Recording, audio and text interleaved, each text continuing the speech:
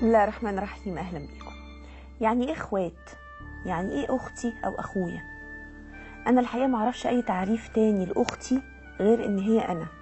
اختي يعني انا، يعني لما انجح او اترقى او اتجوز او اخلف اكيد هفرح لنفسي قوي، انما اللي بيفرح زيي بالظبط وكانها انا هي اختي.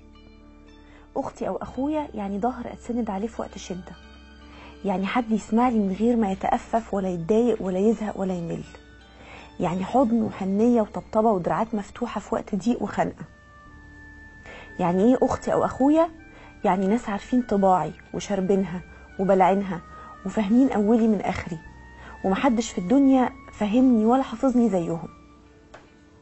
يعني عشرة عمر على الحلوة والمرة، يعني ظروف صعبة مرينا بيها سوا وعديناها سوا، يعني 4 حيطان واحدة عشنا جواها وتنفسنا نفس الهوا وكلنا في نفس الطبق ونمنا نفس النومة وتعاقبنا نفس العقاب وتربينا نفس التربية.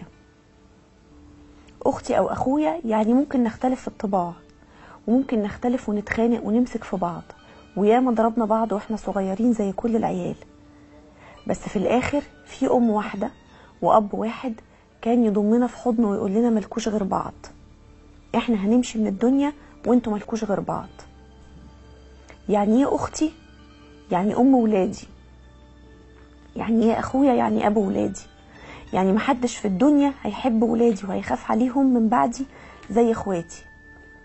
يعني ايه اخوات؟ يعني لغاية اما اموت انا مش وحيدة وعندي عزوة في الدنيا.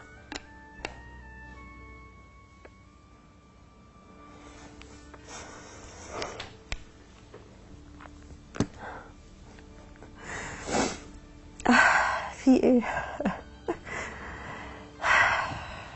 اخوات يعني اخلاص وحب مجرد من غير اي مصلحة. انا بوظت الحلقة.